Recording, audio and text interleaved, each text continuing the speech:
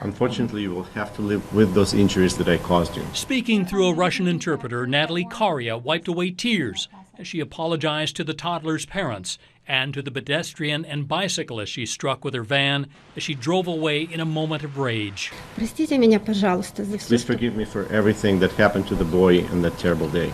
Back in November 2016, the daycare provider said she put a 16-month-old boy in a noose because she, quote, couldn't take it anymore. Fortunately, the boy was saved by another parent. At today's sentencing, she explained she was suicidal with severe mental illness, but explained her abusive husband wouldn't spend the money for emergency care. My husband was only thinking about money. How much money we would lose if we closed the daycare. And how much it would cost if he took me to the emergency room. Prosecutors were seeking prison time, saying that she'd get the mental health care she needs in Shakopee. But in the end, Judge Jay Kwam ruled her mental state is a mitigating factor. The mother of 4 will be on 10 years probation. The question remains as to why a mother of 4 children who has no known history of physical aggression or other criminal behavior would engage in such acts of violence. The video, when I saw it air, I'm just like, wow.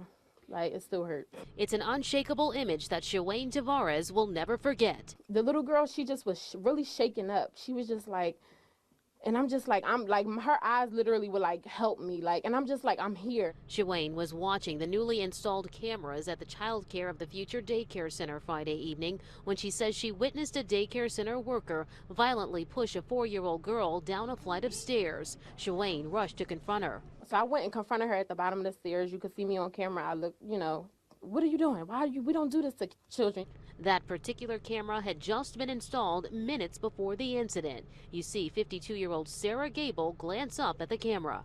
And now she catches herself. The disturbing surveillance video has now led to her firing and arrest. I think it's every parent's nightmare that sends their children to daycare. That's the first thing. I would make sure that if I were sending my child to it, that it was videoed exactly the way it is here now. We were allowed inside to get a glimpse of the stairwell and the impact the frightening fall must have had on a fragile 4-year-old. The child returned to the daycare center the next day with images of the fall still fresh in her mind. She was a little scared of the steps. Parents were notified via this letter of the incident, many still shocked and rocked to their core. My little guy here when he's coming to the class, he's like crying. And she will always come and hold him and comfort him.